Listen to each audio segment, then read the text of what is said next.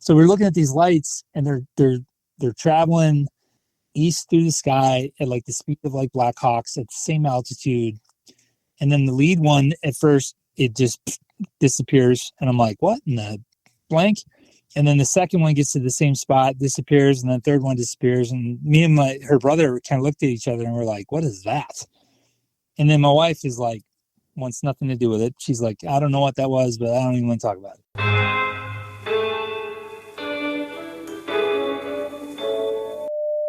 There is nothing wrong with your podcast streaming service. We now control your device. This is not a test. This is Podcast of the Paranormal. Close your curtains and stay away from your windows. Lock your doors, turn off your lights. Get your snacks and drinks ready. Get to your basement or attic. The podcast is about to begin.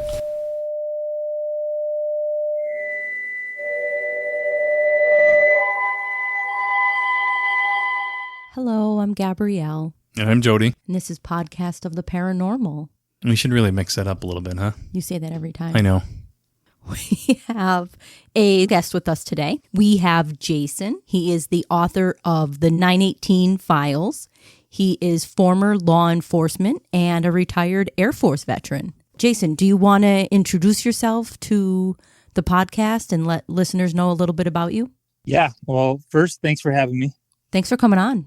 Yeah, I love talking to different podcast hosts across the country because you always have a different perspective on things. But yeah, like you guys kind of covered it. Grew up in a military family. My mom's from England. My dad's from North Dakota.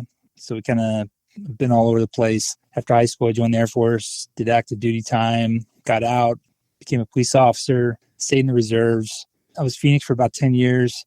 Went to DOJ for a little bit, came back to Phoenix, and then I just kind of wanted to do something different. But I stayed in the Air Force Reserves the whole time, and then just recently retired back in September or so.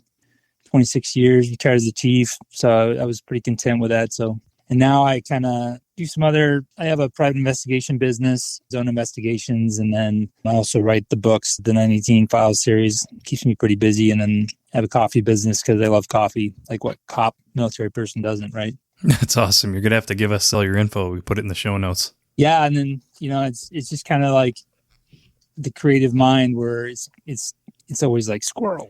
So my wife is like, how do you do this? Like it's always it's a different idea every day. But I love it. Well, first of all, I'd like to thank you for your service. 26 years. It's a big deal. Yeah. Thank you. Because it goes by quick. It seems like a long time when you say it. And then when you do the math, because you're always like, it doesn't seem that long ago. And then you start, doing some subtracting and you're like, oh, wow. Yeah. Oh, yeah. My boy's been in it for almost coming up on 4, yeah. And I don't know where that went. Yeah. It's crazy. Yeah. No, I was just saying the other day, someone said a year, it was like 2014 or something. And I was like, oh, that's not that long ago. And then I was like, oh, man. I go through this every day in my head. I'm like, oh, you know what? I just played Mario 64. Like, when was that? Like, 10 Christmases ago? I got my Nintendo 64 in the under the tree? No. I'm old now. I'm ancient. My kids say I'm from the 1900s. Oh, man. I'm like, you guys want presents? Like, keep it up. I swear COVID changed the way that we experience time.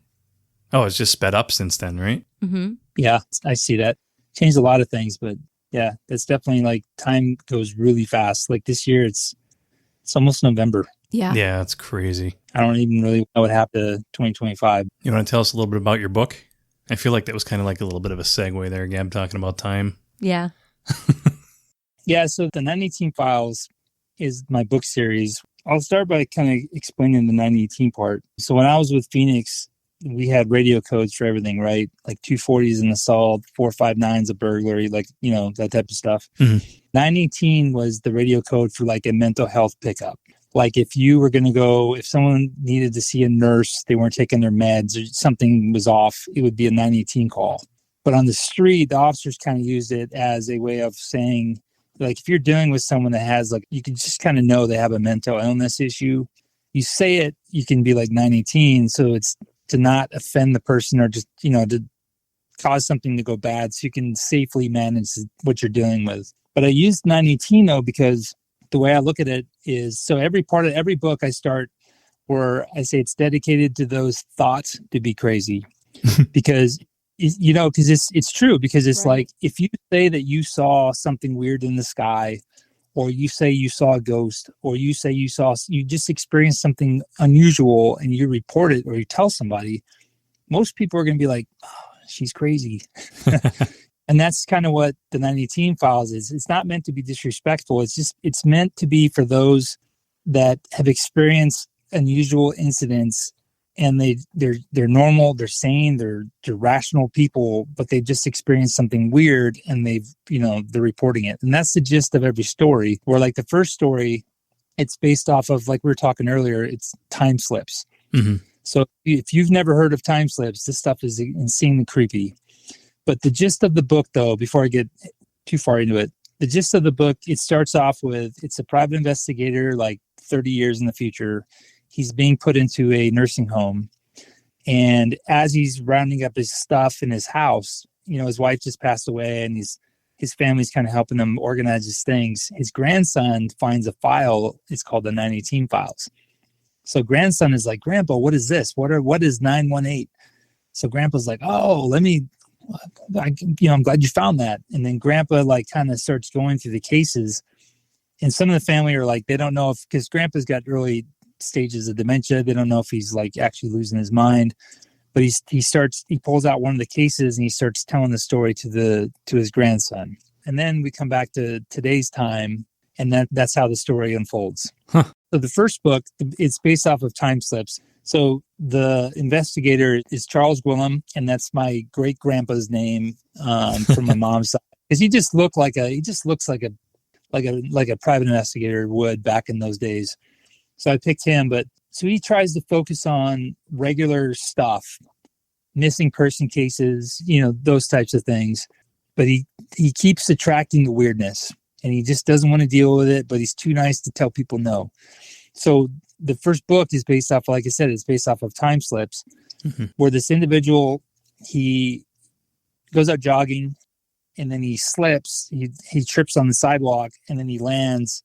But instead of landing on the sidewalk, he lands in the desert. So for people that don't know what time slips are, it's basically you're kind of in the same spot, but a different time. Like we were talking about before we started recording, I'm very skeptical when it comes to a lot of things. Like when people tell me that they've seen weird things or experienced odd, unusual incidents, I'm very skeptical about what they're telling me. And then I start doing the investigator, the cop part of me is like, start looking at who you are, what your background is. Do you have a history of repeating these things? Whatever. But there are cases over the years of time slip incidents that are like, that creep you out when you start looking into them. Yeah, I mean, especially with anything paranormal, I think it's really important to, you can't bury that skeptic, right? Yeah, and it's like, I don't want to say, like, when people tell me they've experienced something, I'm just kind of like, I don't automatically discredit them. I just kind of like, I'm very open-minded. Like my mom taught me to be like that, where, my dad is very level-headed, very structured, but he still has an open mind to certain things. And my mom is like out in right field half the time. And you're like, Mom, come back to earth. But it's kind of like when people are saying stuff to you, you're just kind of like, I'm listening, but I'm still in the back of my mind analyzing what you're telling me. And I'm still very skeptical about it. And it's kind of like with the time slip incidents, there's a handful of them.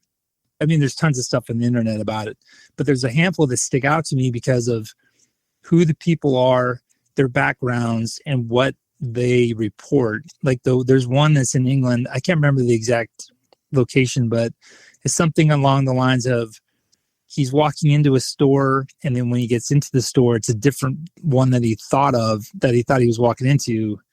So he walks back out, and then it's back to normal. So he goes home, and he does some research on it, and he finds out that the store used to be what he walked into.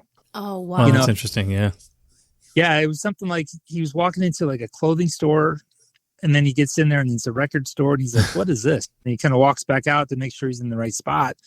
And then he is, and he goes back in, and then he's back to normal.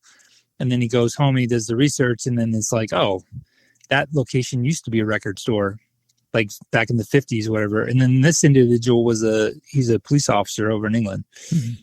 So, and then there's another one that involves like a pilot I forgot the time frame of it, but he's flying. There's a storm, so he goes to land at a known airfield, and he doesn't land because it's the people on the ground have different uniforms and equipment, and he's kind of confused and he thinks he's in the wrong spot. So he continues on his flight, and then when he comes back, it's back to normal. But the stuff that he documents in his journal, it goes back to, he's basically seeing stuff that's in the future.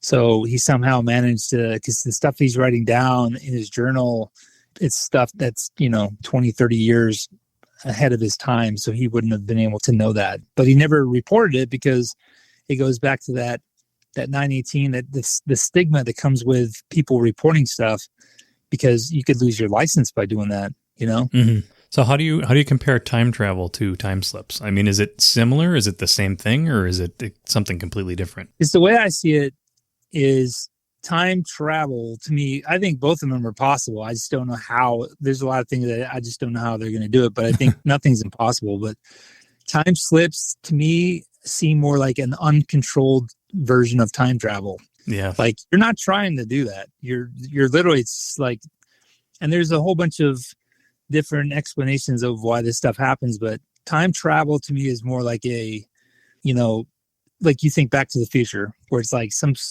bunch of scientists that are just trying to figure this stuff out in a controlled environment, trying to figure out how to do that act. Time slips is just, you're here in 2025, and then whether it's a split second or 3 days, you're basically, you've gone back to, you're in the exact same spot, just a completely different time period. So it's basically like science versus something paranormal, otherworldly, weird, right? Yeah. That's where you draw the line. Yeah. Okay. One aspect is you're actively trying to do that. Like, that's, and you're using science and everything else. Mm-hmm. And then the other is just kind of like, oops, like what just happened? Yeah. To compare it to something like sleep paralysis, you're not trying to do that. That just kind of happens. You know what I mean? Yeah, in a way. Yeah, exactly. But yeah, I mean, for everyone listening, I mean, it is some weird stuff. There's a lot of cool stories that are out there, and it's like, I don't know whether or not some of them are, like real. They're cool stories nonetheless, but there's a couple of them though. Like I said, when it comes back to the cop part of me, mm-hmm. like, I do my research on the person telling me the story. And, when you're talking about like the individual that's in the Royal Air Force, I mean, he's documenting the stuff in the journal, he's dating his journal entries and stuff like that. And his explanations to why he didn't report it are valid. Like I said, he goes back to his commander and he said, "Hey, sir, guess what? It's like, all right, give me your wings." Yeah, I mean, I could see how that works for you because that's your world, right? You were part of that world. So you could kind of give credibility to someone who was basically in your shoes, right? Yeah, I mean, because if you have any type of secret clearance and then, you go into work one day and you say, "I saw X, Y, and Z," people are going to be like, okay, let's talk. But in today's world, though, the stigmas are kind of going away a little bit. Yeah, I was just going to say that. I think people are more willing to accept the strange. Yeah. I think a lot of it, especially when it comes to like UFOs and UAPs and stuff like that, there is a lot more. I mean, just turn on the news. I mean, you're talking about, there's congressional level hearings that are talking about this stuff. So, well, yeah, you can't hide it anymore because everybody has a camera. Everybody has a camera in their pocket. True. Yeah, and then, but there's some stuff like those incidents that happened off the coast. The interaction with the military those are some of the ones that pique my interest. Mm-hmm. But again, it's kind of like, what's the reason for letting this stuff out? Because Well, I could tell you what I think, but I don't know how far off I am. But I think it's all about control.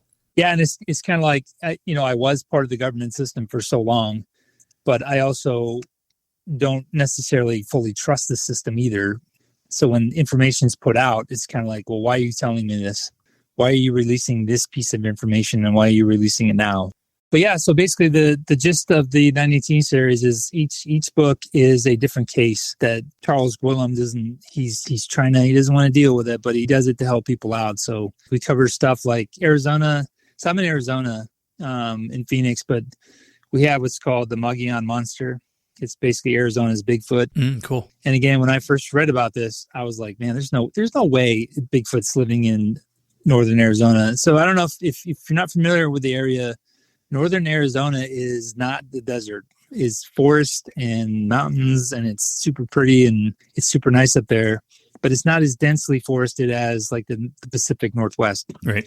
So I was very skeptical, but when I started reading about it, and then I found there was a retired Air Force guy, retired major, and he passed away a handful of years ago. I wish I would have been able to talk to him, but he did a bunch of research on it. And like the thing that got me is he found out that the tribes, the Native American tribes in that area, they talk about the Mogollon Monster as if they refer to them as their own tribe.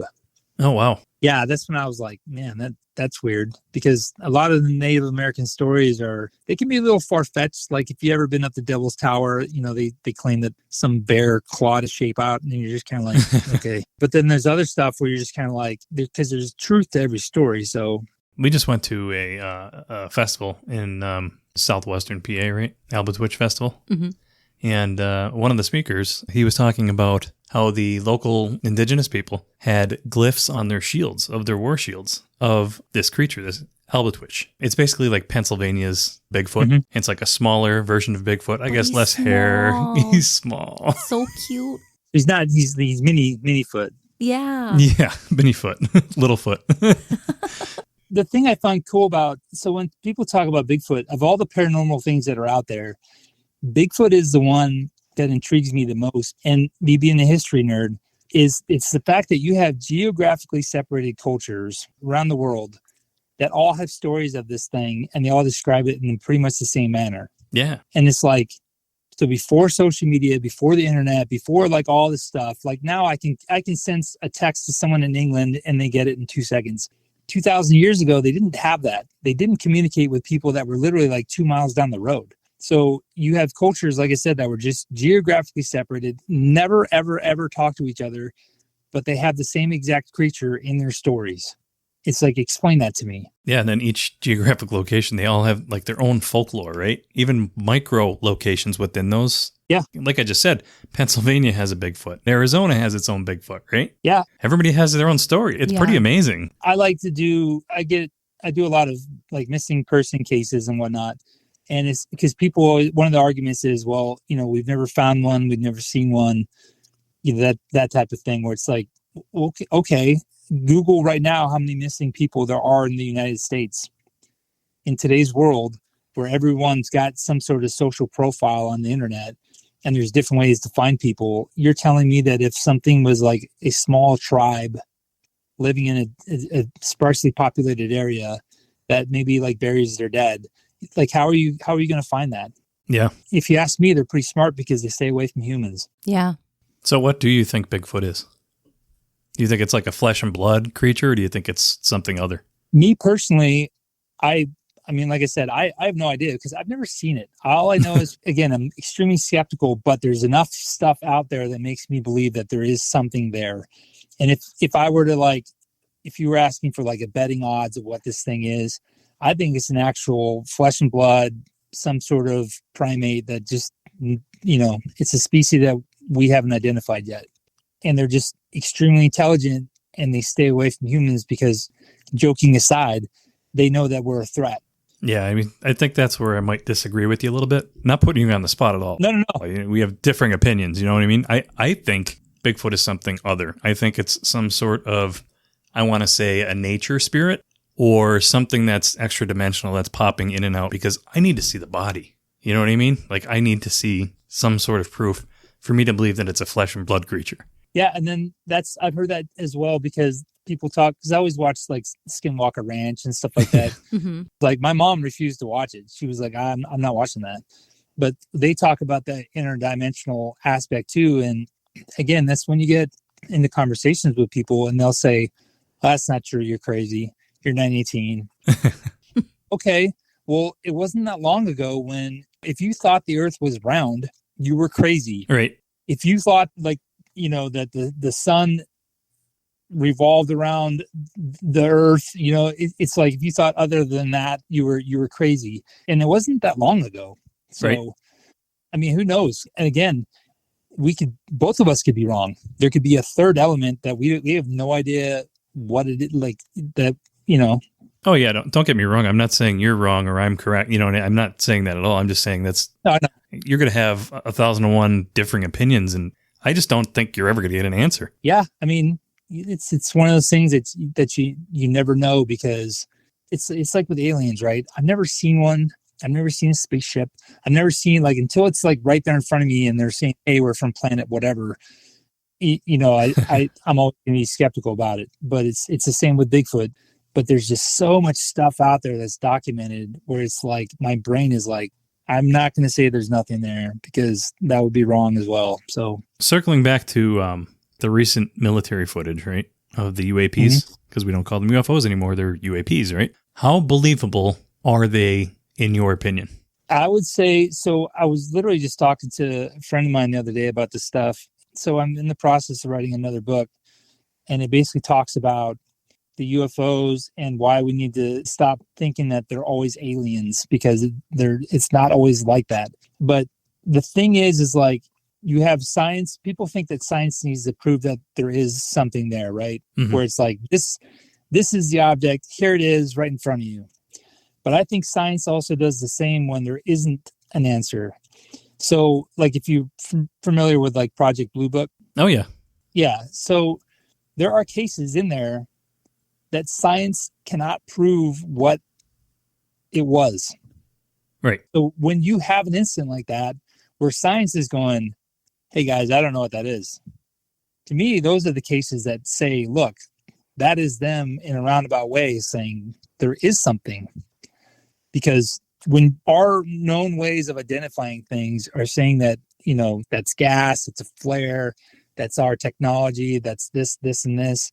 But then you have others, there's like 2% of them, they're like, yeah, I don't know.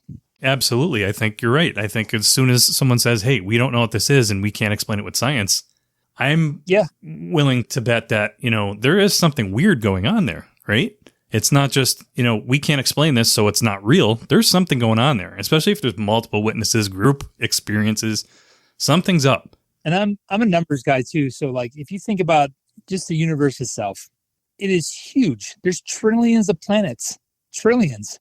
And it's like, I'm a firm believer in God too. So don't get me wrong. Mm-hmm. I get into arguments with some people about this stuff every now and then, where they're like, well, they're aliens or demons. And you're like, okay, like, I don't know. Maybe you're right. Maybe I'm wrong. Maybe they are, like, whatever. But there's trillions of planets, trillions.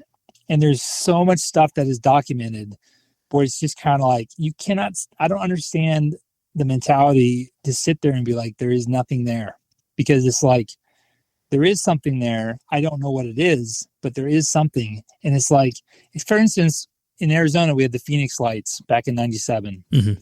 That incident you had, and again, the cop part of me, it's like when I go to a crime scene, one thing that I hate seeing is people standing together at a crime scene because they're damaging their witness statement.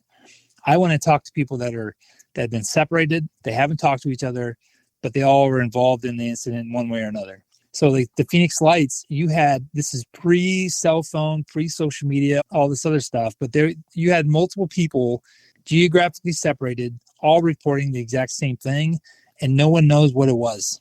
Yeah. So it's like, oh, they're all saying the same stuff about the lights and like the weird things and the no sound, and maybe it was government work, who knows? But yeah, it's just, they're all reporting the same stuff and they're all separated from each other. And it's just kind of, but anyway, back to the original question. Like, I believe in the possibility of something being there. I'm not going to say that, yeah, there absolutely is something, because I haven't seen it with my own eyes, but there's a ton of stuff that says there's something there and we don't know what it is. Have you ever read any John Keel? No. I mean, maybe, but not that I can think of off the top of my head. So I recently have been reading The Eighth Tower, one of his books, and I can't stop talking about it. I think Jody's sick of it. But one of the things I've been sitting on, because I wanted Jody to read it. You're not even reading it. And I listen to audio. You're listening to And I wanted Jody to like hear it for himself because Jody was like born Catholic, like, you know, Catholic school his whole life, like, you know, really very like strict into that. So I kind of wanted him to read it himself, but I like feel like I can't hold it in anymore. No, that's a lot of cosmic horror too, right? Is that kind of like what that is? Not really. No, it's not. So, well, I just know his work from the Mothman Prophecies. Yeah, that's one of his other books. Yeah. So one of the things that he says in the Eighth Tower is that when we say God is light, what we mean is God is energy, not a physical light, but he is energy. And then he takes it a few steps forward to say that we are energy too, and our brains are just like energy. And they're basically like radio waves that just exist in the air that we're able to pull from at any time. And that's how we're able to communicate with these spirits from different time periods than ours, because they're just out there in the radio and we just like are able to connect with them and communicate. Is it just spirits though? Or is it like everything other? I think it's probably everything other, because he does really cross over into like everything, like ultra terrestrials. Yeah, that's what I was going to say. But I think he thinks of them differently. Yeah, and that's the thing too, that it could be something like we were saying earlier. It could be something that we haven't even talked about yet. Yeah. I always say too, like babies. When you're going to be like, where is she going? This I know weirdo. where you're going with it. Babies don't talk for a year. Why don't babies talk for a year? I think that they know everything and they don't talk for a year because it takes them a year to forget it. And then by the time they talk, they don't remember to tell us. I know it's weird. You could go into some crazy stuff with this topic right here, and you can spend hours, days talking about it. Oh, yeah. Yeah. And then again, that's why my mom passed away a couple years ago, but these are like the conversations we would have some days, and I would be like, oh, how did we even get on this topic? Yeah. No, that's cool though. That's really cool. I'm glad she was like open to it. You know what I mean? Yeah. Because it's not necessarily the same thing, but it's kind of like, you don't learn how to swim. You remember it's, you know, when you're pushed in the water and you just kind of like, your body just remembers how to swim. And it's just kind of, I don't know. It's there. The world's an incredibly weird place. And it's like, who knows? Yeah. I feel like there's things we're never supposed to know. Yeah. Because I was literally talking to my buddy at work yesterday about this type of conversation where, because we were on it. I forgot how we got on it, but we were talking about, I know we talked earlier about ChatGPT and AI and all that stuff, but I said how I was asking ChatGPT about, you know, if God created the universe, who created God? Where did God come from? And ChatGPT was like, yeah, that's one of the most intriguing, or the most asked question or something like that, because it's, you know, and your brain kind of shuts down when you try to think about all that stuff. It doesn't let you delve deeper into it. Well, the interesting thing too is when you ask ChatGPT those kind of questions, it never comes out and says, you know, like God doesn't exist or anything like that, right? Mm-hmm. Yeah. Like it really comes out and says, well, if you think about it from this perspective, blah, blah, blah, blah, blah. Like ChatGPT doesn't want to give you a definitive answer, right? It can't. Yeah. Or it knows, and it or it knows, which is even scarier, right? Yeah. It's our digital God there speaking to us. Yikes. Or it goes back to it can't, because there's some things that we just will never know. Well, it does. That's what it does. I mean, it'll give you multiple perspectives, but it's never going to tell you a direct yes or no answer. Yeah. It can't. And is it we will never know because we can't handle it? Like I said, I always like to think of it's an idea that you haven't even thought of yet, of what something is. Yeah. And that's the part that like blows your mind, when you're just kind of like, oh man, I can't. I don't really want to think about that. Yeah. Yeah. But yeah, I mean, like I said, that's when it came to my mom, that's where a lot of my, you know, creativity and stuff like that comes from. But we would sit there and just talk for hours about just anything and everything, from, you know, whether humans are actually from Earth, or, you know, what is the moon, and, you know, anything and everything was open for discussion. And my mom was always just kind of like, keep an open mind and just think about it. And that's what human nature, I think humans, in a large part, in my opinion, have kind of lost that aspect, because the curiosity is, I mean, there's still humans out there that are very, very curious about things, but there's a lot of them are just not. Well, I think there's too many distractions today. You know what I mean? Yeah. You have a new tablet or a phone every other freaking couple months, right? Netflix, Hulu, YouTube. Exactly. Yeah. And we're just distracted now because back in the day, you used to sit around a campfire and tell stories, right? Yes. Back before there was TV and electronics and all this other stuff. And I feel like there's something we lost. Gab is actually, or she just finished reading a book. What was the name of the book? Waking Up to the Darkness? Waking Up to the Darkness. I listened to it. I have to give it another listen because I was listening while I was working. Not always the best way to to consume media, but yeah, this guy talks about how we lost something. We lost a part of ourselves when artificial light and electronics and all this stuff started coming out and started distracting us. And it's a really good read. It's short. It's a couple hours long, right? About 6 hours long, something like that. It's pretty short. Because you're basically fed the curiosity.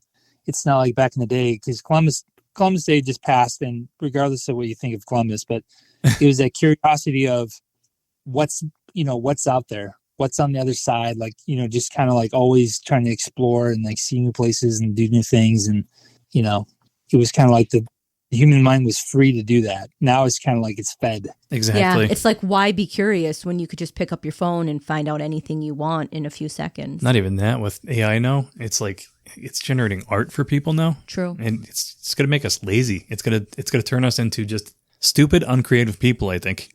Yeah. To me, it's more so like because I like using ChatGPT I'll just get random thoughts in my mind, and then I use it because I'm curious about things, and I just start asking and digging deeper. But there's more so like a lot of people are just fed entertainment, so they don't have to be creative. Right. They don't have to be curious because they're given that stuff and they're kind of kept at bay. Well, you grew up in a time too where, you had to write your own papers and do everything on your own. You had to do the math for yourself.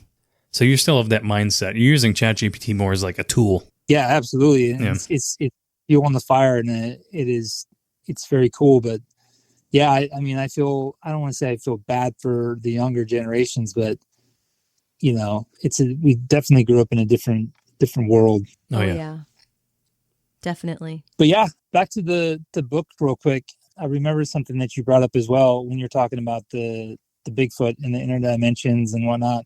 We also had another book that was talking about portals.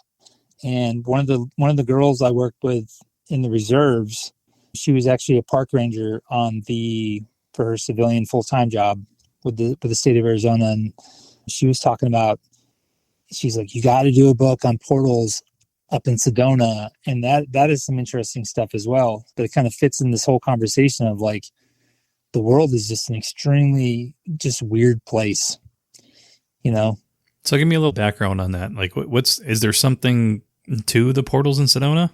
Yeah, Sedona is just a weird place in general when it comes to like the paranormal, because there's always like weird lights in the skies. And if you watch the show, the Skinwalker Ranch, it's kind of like the same concept where you don't know what is going on, but there's something that is going on. Like there's a place in Arizona called Bradshaw Ranch. Mm-hmm.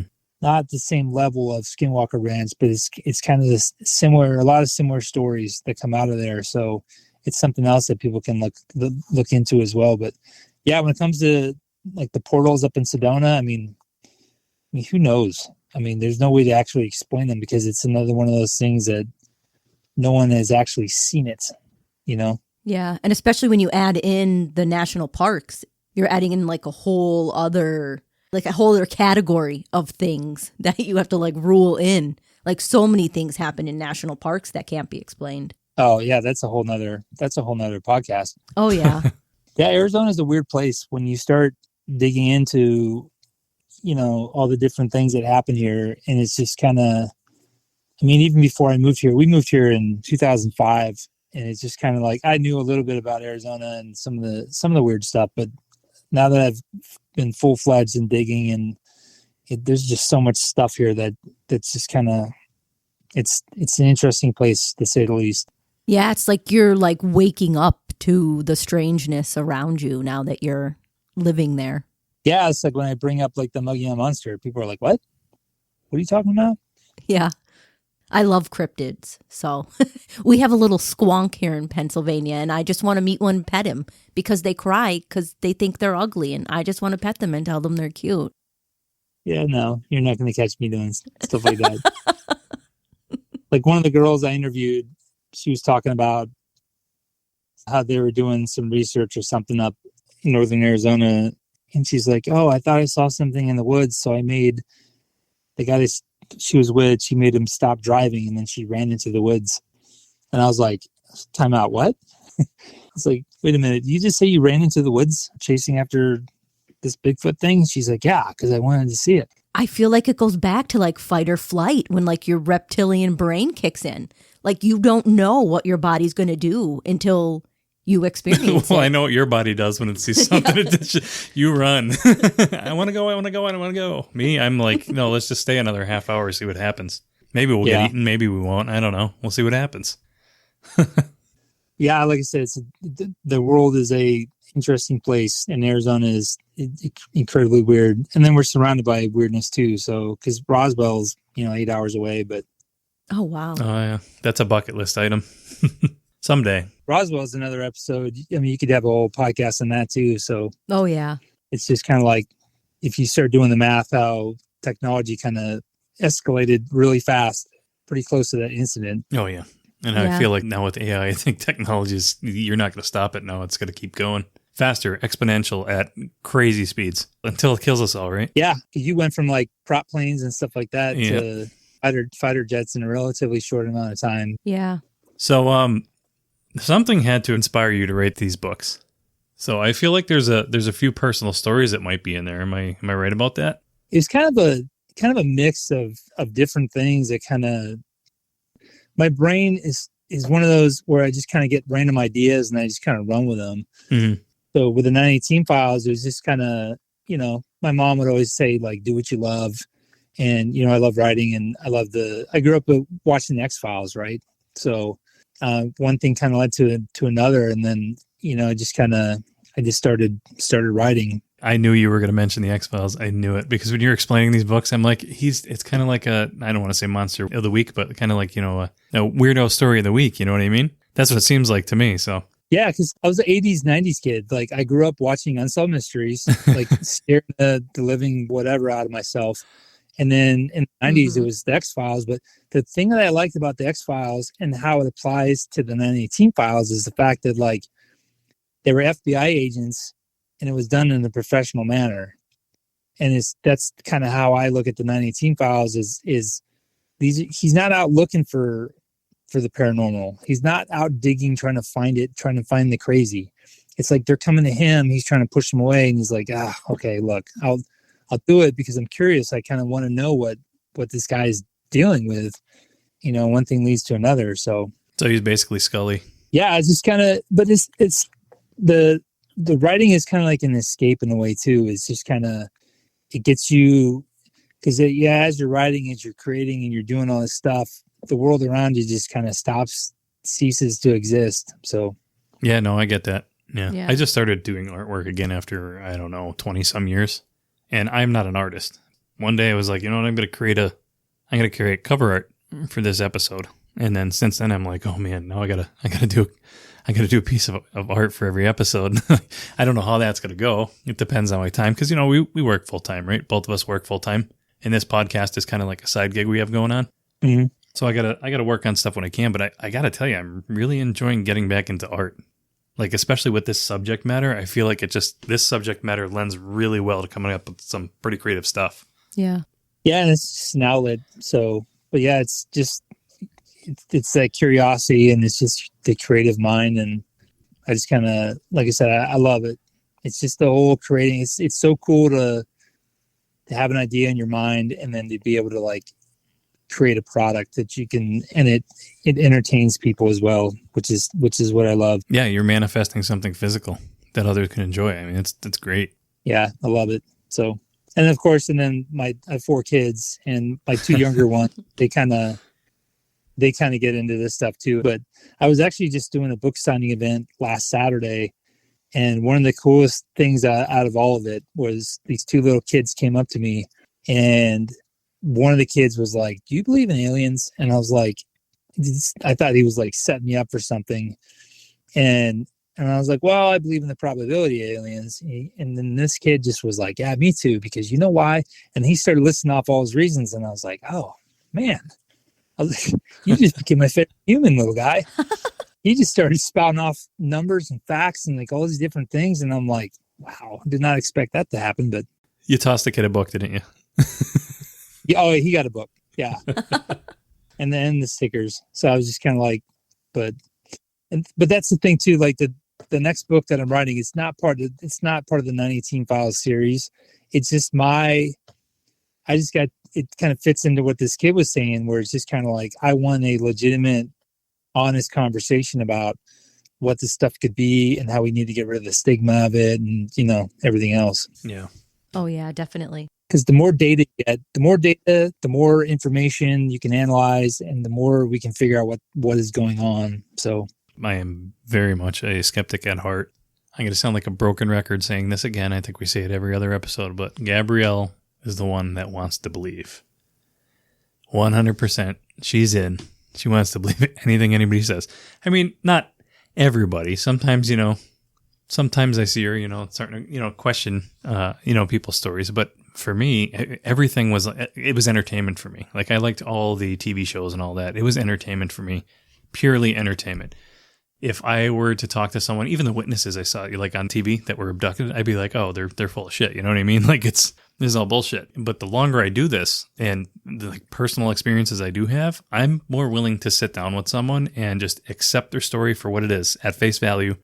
Maybe they saw something, maybe they didn't. You know what I mean? But I'm more willing to give them the benefit of the doubt because I've witnessed things personally that I cannot explain. And I want to give the floor to people who are willing to, come on and talk about their experiences. You know what I mean? yeah, absolutely. And the more you talk to people, the more on a personal level, the more you will find that there are a lot of people that have stories that they just don't share. Yeah, well, I mean, we're trying to look to bring people on to share their stories. You know what I mean? I don't have to give their name. I tell them all the time, what do you want me to call you? You want me to call you Bob? Your name's Jim. You want me to call you Bob? That's what we'll do, Come on the show, tell your story, and, we'll take care of the logistics. So. And I get the frustration from people, though, too, because it was a couple of years ago. I think it was it's like 4 years ago now. Me, my wife, and her brother were outside walking our dog, right?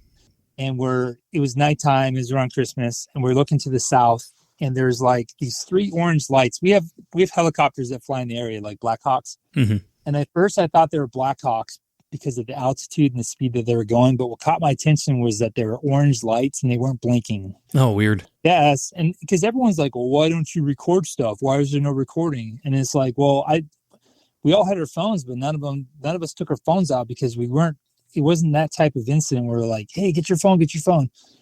So we're looking at these lights and they're traveling east through the sky at like the speed of like Black Hawks at the same altitude. And then the lead one at first, it just disappears. And I'm like, what in the blank? And then the second one gets to the same spot, disappears. And then the third one disappears. And me and her brother kind of looked at each other and we're like, what is that? And then my wife is like, wants nothing to do with it. She's like, I don't know what that was, but I don't even want to talk about it. She doesn't care. And where was this? Sorry if I missed it. This is Arizona. This is Phoenix. Phoenix area, yeah. Yep. See, I knew I was going to get a story out of you. Yeah. So then we're standing there, and I was like, that was cool. And then out of nowhere, like maybe I couldn't even tell you the distance. Like if you're looking directly south, you're 90 degrees now over to the east. The 3 lights reappear, and we're like, dude, there they are again. And then so now we're looking at these lights, and they're doing the same. Now they're a little bit, the lights are a little bit smaller, and they seem like a little bit higher in the sky. They're traveling along Black Hawk speeds, just kind of cruising. And then out of nowhere, it was like the lead light gets to a spot and then kind of like doesn't disappear this time, but it slowly disappears. So like, it gets smaller, and then gone. And the second one does the same thing. Third one does the same thing. And then that was it. And I was like, I don't know what I just saw, but this is the part that gets frustrating though, because I contacted a local alien type investigation group or whatever. And they were like, oh, it's flares. And I was like, no, it wasn't flares. I know what flares look like. They've been around for a long time. It's not flares. Yeah. It was their immediate response to me it was flares. And I was like, okay. And then it's like I called another agency, another organization, and they were kind of like, do you have video? I go, well, no, but this is my background, and these are the people that were with me. And they were like, well, we need a video. I was like, you know what I'm saying? So it's like, I understand people that experience these things and basically no one wants to hear it. They're just kind of like, oh, do you have a video? No. Okay, well, don't want to talk to you. I mean, it's very rare that we ever pull out our phones when we encounter something. Like, you're in the moment, you're like, oh my God, like, what is happening? Yeah. And then when it's over, hey, who got that on video?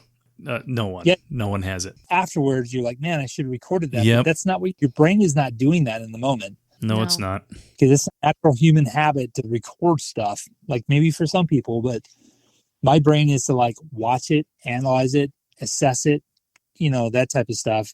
But I didn't even think to pull my phone out. No. I don't think we're allowed to capture it. Now you're getting into the the unknown where it's like, well, maybe you're not supposed to. Right. So you're getting into the woo-woo stuff. Maybe they could time travel and they know that you're not going to pull out that camera. Like talking to my mom right now. It's like, listen, my mother was not open to any of this stuff. My father was. We went through conversations like this when we went fishing on the car ride to, you know, like our favorite spot, whatever. My dad's really into this stuff. Like, he loves the conspiracy stuff. He loves UFOs. He loves UFOs. But he really likes it after a few beers. of course, everything's likable after a few beers, which is not a good thing sometimes. But yeah, I mean, yeah, definitely the UFO topic. I love it. It's just something that's always, my brain is always like when you're watching like Unsolved Mysteries, when it was like an alien part of the show, that's when I was like, oh yes, awesome. That was like my favorite parts. But, oh yeah, I hate the true crime stuff. I'm really not into it, either, to be honest. But whenever it's like supernatural, like anything that's not supposed to be happening that people are witnessing, I'm all in. You know, I love it. Yeah, the unexplained is like the ultimate investigation. Oh yeah, the paranormal. It's like the ultimate investigation, like of figuring out what this stuff is. And I don't think we're ever going to figure it out, to be honest. You never know. I mean, it could be just it's kind of like a gradual thing. Like, I don't think overnight people were like, okay, the earth is round. We were wrong for centuries. And, you know, I think it's just a gradual acceptance of what stuff is. Oh yeah, I agree. I mean, don't forget, not too long ago, people were seeing triangular craft flying in the sky, right? Yeah. And now we have bombers that are shaped exactly the same way, right? Yeah, exactly. And it's just kind of like the Tic Tacs and the drones, and they could be ours. They could not be, but it just doesn't. A lot of the narrative around like the Tic Tacs, it just doesn't make any sense to me. But no, I really don't feel they're human. But if they're not human, like if they're not made here on this planet, like where is it coming from? It's so strange. Yeah, because if it is our technology, that's some pretty advanced technology for the stuff that they're reporting. So, but then you get into the realm of, you know, well, the stealth fighter, you know, that stuff was developed decades before it was released. F-22, like the planning and the design and all that, from what I know, was like the 80s. So, oh yeah, I mean, it's kind of like, and that, I mean, the things that aircraft can do is just kind of like, it's mind blowing. It's, yeah, if you ever watch it in the sky, the F-35s, the F-22s, it's like they do some phenomenal stuff that's just kind of like, they're not supposed to do that. I've seen the flybys where they're going at such a speed where like half the craft is not visible. Yeah, and then they also do like these things where they go extremely slow and they can turn relatively quick, and they do a lot of things where you're just kind of like, how are you guys doing that? So, but again, the technology, it's not that long ago that, you know, you have the Wright brothers were trying to, you know, get 15, 20 seconds in the air off the beach in North Carolina. Oh yeah, we were there. We were at that museum. Yeah, but it's just the concept of how did we go from that to this in such a short period of time? Exactly. Yep. I agree. You have to also look too about like ancient civilizations when they were doing carvings and things. They were depicting things in the sky. They were seeing them too. Oh, you're going the other way with it now. Don't even get me started on this stuff, because you could go down a rabbit hole, because I mean, there are ancient cultures that, because my mom, this is a big thing what my mom was always talking about, because what's that movie, the Gods book that caused a bunch of controversy? The Gods book. Oh, where the chariots, where they're talking about how basically like, because my mom would kind of say in some ways, she's like, you can make the argument that God was, an alien because, he would come down from the sky. Oh, yeah. The History Channel runs Ancient Aliens pretty much 24/7. Yeah, it's like all those cultures, they talk about things coming from the sky with fire and else, and then you have all these artifacts that depict people wearing spacesuits. It's kind of like they're describing it in their own way and in the ways that they understand. Or something that looks like a spacesuit, right? Yeah. Yeah, because we've already gone through, like, AI analyzes, like, glyphs and, like, old manuscripts. And it's like, oh, no. You guys had it all wrong. This is what was happening here, Just wait until AI. I think you're going to see an advancement of technology like we have never seen ever in our life. Mm-hmm. Like when you talk about going from like the VHS to the CD player, it was kind of a gradual thing. I think you're going to see with AI, you're going to see technology that is just, it's going to blow your mind. I think you're going to see stuff that's like, you won't even realize how fast it happened because it's just going to be there. Yeah. We're already seeing it. Yeah. I mean, we have the self-driving cars all over Phoenix. And it's like, Elon Musk is having the droids. He's, you're going to go to a restaurant, there's going to be a droid there, serving your food. And it's just, I think the technology, AI is just, because again, it's like you ask ChatGPT a question, it spits out the answer regardless of the topic. Yeah, at lightning speed, it's not. It's just a matter of time. But there's a human cost to it too. You know what I mean? There's going to be job loss. There's going to be, I mean, look how much water they use to cool these data centers. You know what I mean? Yeah, they're huge, and they yeah. I don't even want to see what their energy bill looks like. No, it's not going to be anything because we're going to be paying for it. It's already happening. They get a discounted rate while our rates keep going up. You know what I mean? Yeah. Yep. I mean, regardless, I think you're just going to see an advancement of technology like humankind has never seen before. I think it's going to be relatively quick. Oh yeah, yeah. This is the dawn of the PC times 1,000. I think. Yeah, I think you saw a gradual change over the 80s and 90s and 2000s, but now it's just going to be like, and you won't even realize it happened. What about the Versailles time slip? Has anyone heard about the Versailles time slip? No, we're going back into that stuff now. Mm-hmm. Is that with the ladies that they saw the actual history? Yes, they were at Versailles. I think it was like the early 1900s. And it was two women. I feel like they were teachers at a local college, or a college in America. And they were like visiting, and they were on the grounds, and they were like transported back in time. They saw people in like period clothing. People were like doing laundry. They think they saw Marie Antoinette. Yeah, I read that one. That one's one of the more documented ones. Yeah. There's another story in England with these three boys. They were doing something. I want to say it was like a military type school, like military prep, whatever. But they said they were walking along, and they get to this village, and they said that they noticed that the bell towers weren't ringing, and it was super quiet. And they said they remember looking into one of the windows, and there was like this carcass of like a cow or something that had like mold on it or whatever. And they were like, man, this is creepy. Let's get out of here. And then they started running. And then as they're running, they could start hearing the clock tower, the bell tower again. But what they were describing was like the village during the time of the plague. Because so the tower, the bell wouldn't ring during that time period because they didn't have anyone to ring it. Oh, wow. Wow. Yeah, and then they said that what they had described in the window of that building was actually like an old butcher, like a butcher building. So, but yeah, like I said, people need to read up on this stuff because it is incredibly creepy. Could you imagine if they came back and they got the plague? Yeah, that'd be something. Right? Bringing something physically back with them. COVID. Oh my God, COVID. Yeah, 2.0. Well, the plague. Hey, maybe you guys should start washing yourself. Stop being so dirty. My favorite story is that before we learned that germs were the cause of all their problems, not spirits, that someone had suggested it, and people were like, "You're crazy. That's not the problem." Well, they kind of had the idea too, right? It wasn't spot on, but they kind of had like They kind of had the idea what was going on. There was basically like, they called them bugs or whatever. They were like microscopic, but they weren't spirits like everybody else was claiming to be. Yeah. Yeah.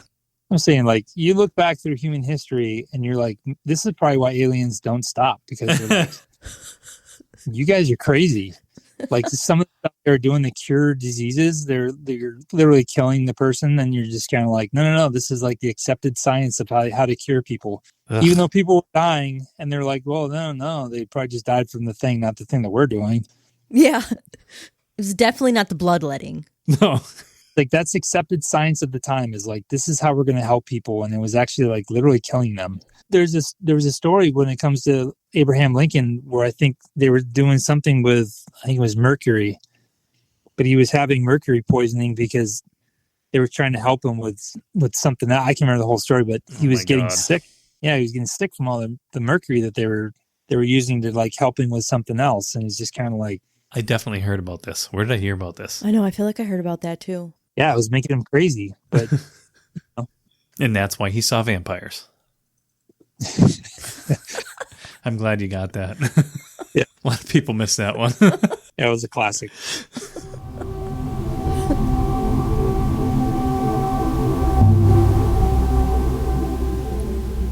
Hey, everybody. We're taking a break here in the middle because we want to tell you about a special event that we have coming up this weekend. Yeah, Creature Feature Weekend. Yep, Creature Feature Weekend. November 7th to the 9th. It will be at the Hilton in Scranton, Friday, Saturday, and Sunday. And it's kind of, what would you call it, like a horror convention? Yeah, it's a horror convention. Yeah. Yeah. I don't really know how we fit into it, but we're going to find out. We'll figure it out. So they're going to have vendors. They're going to have celebrity guests. They will also have different panels that you could take part in. You can check them out as creaturefeatureweekend.com. Mm-hmm. They do really great on their website and their social media of letting everybody know what's going on for the day and different times of different events and everything. So you could check that out if you want more information, if you're interested. The vendor area will be available Friday, 5 to 10. If you get a VIP ticket, it's 4 o'clock. Saturday, 10 to 7, and then Sunday, 10 to 3. The celebrities are around pretty similar times. Friday, they end at 9. Saturday, they end at 5. And then Sunday, it's all day, 10 to 3. I can't believe you memorized all that. I didn't memorize it. I'm reading it. They also have some pretty cool guests. They have Bill Moseley. Do you know who he is? I don't. He's one of the guys from the Rob Zombie movies, like House of a Thousand Corpses. Oh, yeah. There is also Clint Howard. You know who he is, right? I do not. Ron Howard's brother. You're the horror person here. Let's see. Who else is on here that people might recognize? Not that Ron Howard is really a horror movie director. I mean... No, it's Clint Howard who'll be there. Ron Howard's brother. Oh. And they also have Quinn Lord. I think that's probably the other recognizable name from Trick or Treat. But yeah, they have some pretty cool guests, some really interesting panels, it seems like, from what I've been reading up on. They're doing like trivia, karaoke. They have a guy doing like special effects application. And then they have the vendors. So come and check us out. We're going to be there. We're going to be giving away some fun stuff, talking to people. We want to hear your stories there. If you're interested in recording with us live at the event, or if you want to maybe schedule to record at a later date and time, or if you want to just send us an email with your story that you'd like us to read, you could always do that if you want to do that anonymously as well. We'd love to hear from you. So stop out November 7th to the 9th, Hilton in Scranton for Creature Feature Weekend. Yep. So we were about to tie things up here with Jay, and somewhere along the line, I asked if there's any advice he wanted to give to listeners, and he goes through that. At one point, I ask, if you have any other stories that you remember, personal stories, give us a call, right? And of course, when I asked that, then he came up with a few that, he recalled right away. Yeah, that helps spark your memory. Yeah, it does. Yeah. All right. So let's bring it back to Jay. Let's jump back in. My advice to anyone that's listening is to just go down that rabbit hole, like if you think, if you have it's like the time slip stuff. It's just like, just look into it. Like, the world is a incredibly weird and very cool place. So it's just like, keep an open mind and just have fun with it. Not too much fun, because there's some dangerous stuff out there, and like skinwalkers and whatever else that I don't even want to, stuff freaks me out. But yeah. And you won't catch me with like a Ouija board. Ain't happening. Oh, no. Nope, that's a big time no. Like my mom was like big on, like I said, like she'd always say when people pass, like they're just on the other side of the wall, but it's like, be careful talking to them. Well, I think the part where you need to be careful with is you don't know what you're talking to on the other side if you're interacting with it, right? Yep. So have you ever heard of the Estes method? No. Okay, so the Estes method was a assisted mediumship method where one person would sit with a spirit box on headphones and a blindfold. Then the other person would be asking that person questions. So the person behind the blindfold and the headphones can't hear what's going on around them. All they could hear is the static from the spirit box, switching channels, And we use that a lot.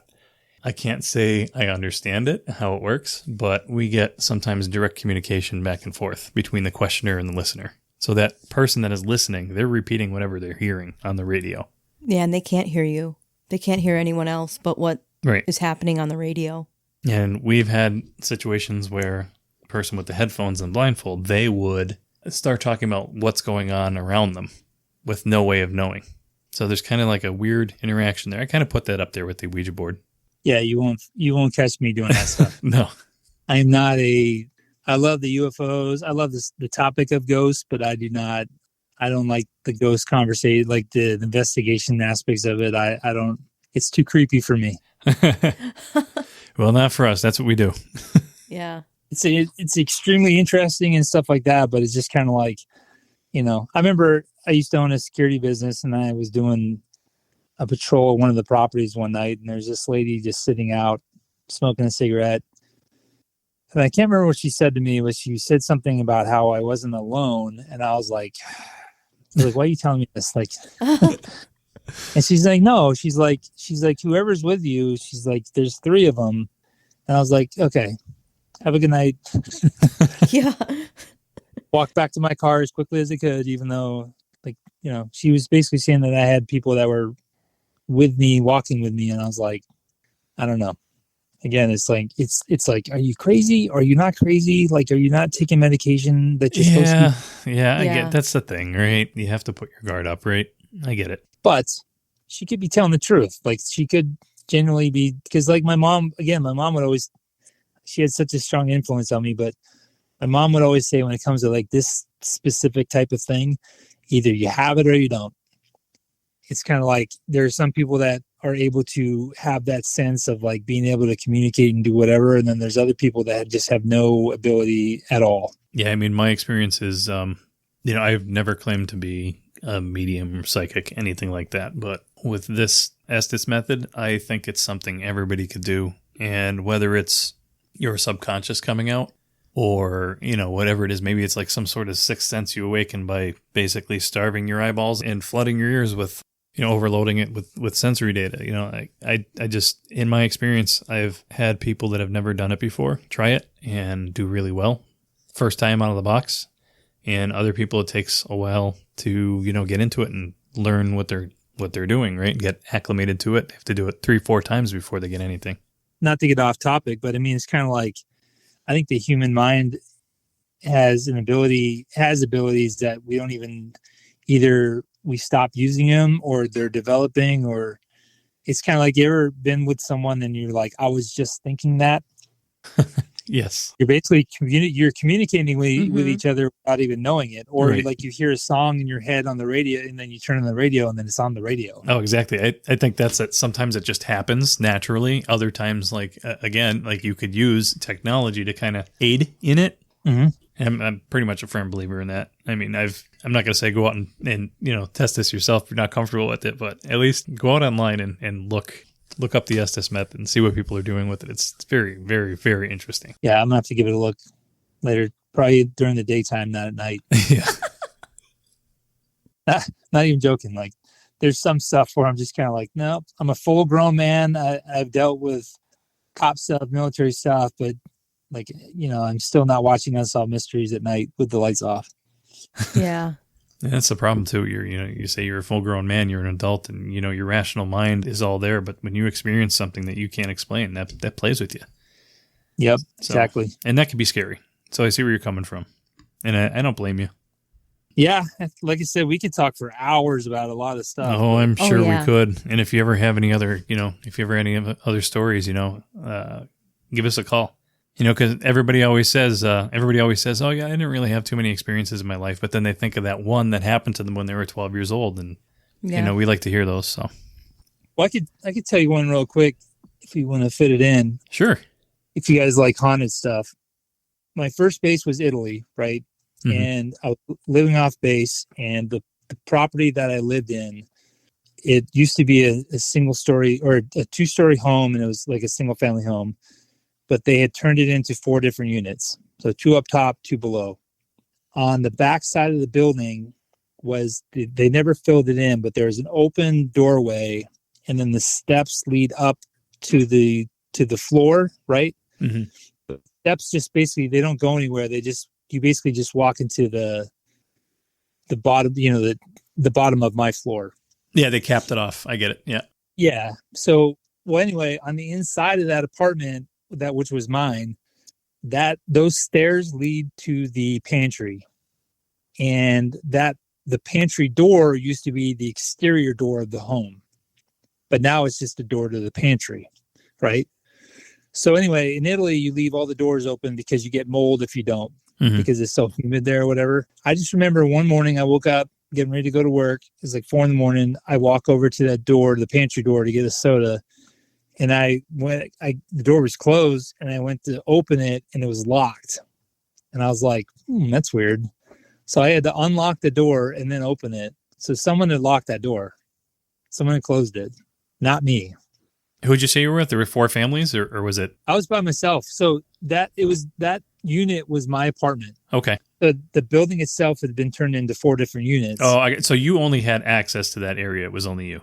Yep. It was only me. So like that, but that door used to be the exterior door. Oh, wow. So now it's just the door to the pantry, but you literally don't close doors there because you get mold and mildew on the cracks and stuff on the top. And then there's another time where my daughter's bedroom was across from the bathroom, right? So I'm taking a shower, and I hear my dog is doing something, and then my daughter, she was like maybe 2 years old. She's in her crib, like laughing, giggling, clapping. And I kind of look over, and I could just barely see, like, my dog is like jumping up, like someone's holding something up above him. And I was just kind of like, what is going on over there? And then I kind of like get out of the shower, and I look over, and my dog is just like looking up, like I said, like someone's holding something over the top of him. And my daughter kind of looks at me and then looks back at the center of the room, and she's like laughing, giggling, having a good time. But there's nothing there. Wow. I was like, this is not That's cool. what they say. Young kids and animals, right? Your pets often, they know what's up. Yeah. And then last we had there was a location out at the base. It was called the NIMSA. It was like the non-nuclear munitions storage area. Mm-hmm.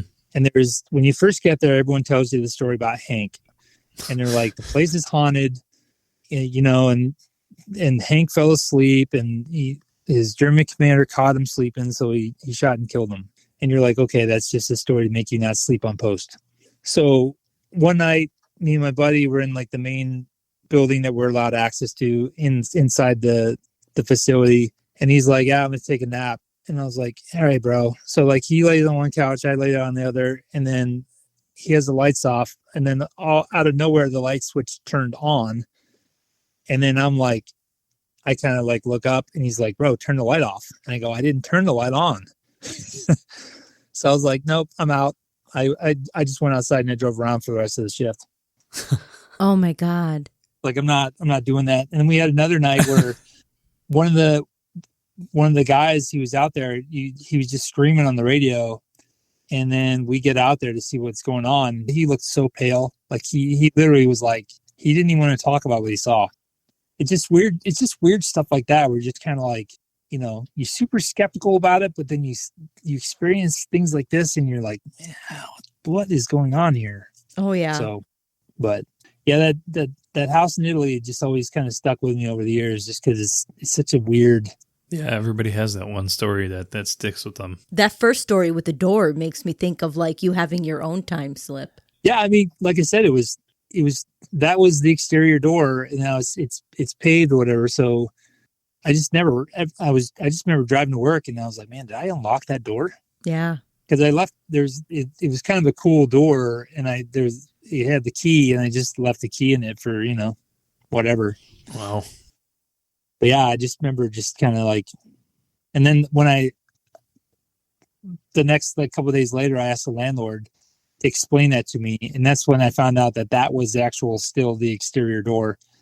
He's like, no, that's the old door. We left it on there. I was like, oh, that's cool for people that like this stuff. Yeah, it wasn't. Well, I mean, at least it's a little confirmation. You know what I mean, from a third party. Yeah, I was like, man, like I was creeped out. I slept with like the lights on for like the next 3 nights. But... All right, Jay. Well, it's been great talking to you. Yeah, this has been fun. Yeah, we'll have to do it again. Reach out anytime you want to tell us a story or whatever. Just absolutely reach out. It's been great talking to you. Great conversation. Yeah, because once I get the new book done, that'll be a good conversation piece. And then, I mean, we could. There's so many different topics. Like one that I really like is whether or not like humans are from Earth. Like you could talk for hours about that stuff.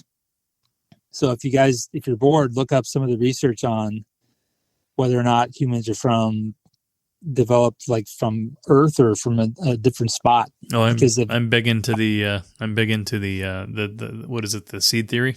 I can't remember what the theory was called, but it was just basically saying that, explain to me why humans are so different from lions and bears or whatever in regards to evolution. Oh, yeah. All because we cooked meat? Yeah, because we ate protein. Yeah, it's like we went from hunting and gathering on the plains and, fighting wolves off with sticks to putting robots on Mars. It's like, are you sure about that? And then they were saying that, like, if you were to put a human on Mars, like they wouldn't be sunburned because of the distance of the sun.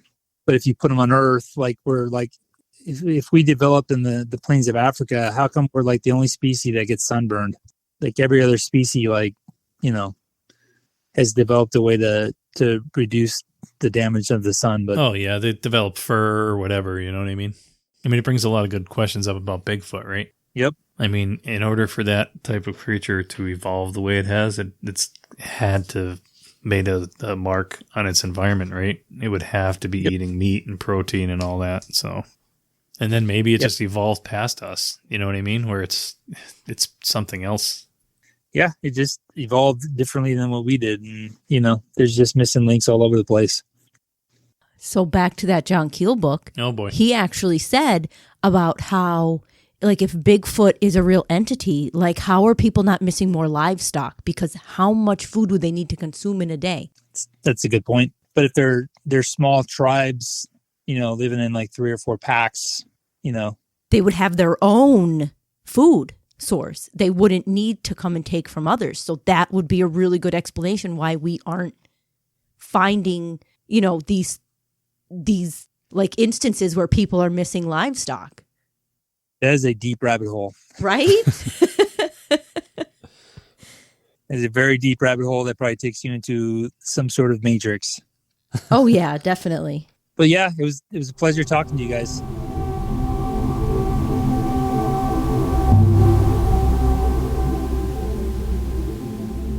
Well, that wraps up our conversation. Yeah, it was pretty interesting. So he's kind of like a jack of all trades, I'm noticing. He has an investigation business. He's a writer. Oh, and he has a coffee company, too. Yeah. Which, by the way, yes, I did order the coffee. There's a secret page that he gave me to order the coffee. So, at any rate, I'll put his links in the show notes, right? It is great coffee. I was actually drinking it while I was editing this episode. So.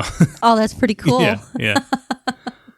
I'm interested in his book. I want to get a copy of his book and read it. It sounds pretty cool. I don't know where to start, so I'm gonna have to, I got his number now, so I'm gonna have to text him, maybe get, a good starting point. I think the time slip one he was kind of heavily leaning on.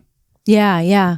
Which isn't really my thing as far as high strangeness goes, but I'm really interested in. He has like a compendium book of ghost stories. Okay, they're all based off true stories. That's pretty. It's like cool. A collection of stories, so I believe it's fiction, but it's taken from actual stories, Yeah, yeah. real stories. So That's pretty that's cool. pretty interesting to me. It was nice to talk to him and kind of not have to talk about just like the ghost hunting aspect and the paranormal, spiritual, well, ghosts. Yeah, right? yeah. To kind of like expand more and talk about other aspects. Oh within yeah, that realm. we hit a few topics there.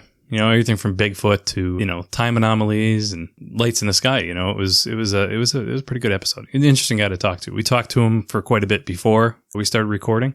Yeah. And when we got off, we talked to him a little bit after that too. Really interesting guy. So Yeah, it was really cool. It was nice to delve into other concepts within like that high strangeness umbrella. yeah. Well, Gab, you know what time it is then, right? Yeah, if you want to, you can check us out on our website, podcastoftheparanormal.com. You can listen to our episodes there. You can send us a contact form if you're interested in coming on as a guest. If you want to tell your story, we'd love to hear it. If you want to tell your story, but you want to remain anonymous, you can do that there too. You can just let us know and we could read it off in an episode. We don't have to give any of your information. You can find different ways to listen to us too on our website. Mm-hmm. Yeah, everything's there. It's kind of like a one-stop shop to pretty much get all of their information. Check us out on social media, Facebook, Instagram, TikTok. Yep, all the links are on the site. Yeah. Mm-hmm. And now Pinterest because of our daughter. Yeah. She convinced us Pinterest is where it's at. I don't think our videos are popular there, right? No, they're not. I don't it's know how hard to to break use it, into really. that Pinterest, influencer. Yeah, I don't really know how to use it too much. I think it's just like for pinning like images and stuff like that. Basically put a pin in them, save them for later. Yeah. I don't really know how it works, so not into it. We'd have to hire her to run our social media. That would be nice. I'm just kidding. We're not hiring her. She's my daughter. She's going to do it for charity. Well, thanks everybody for listening. Thank you.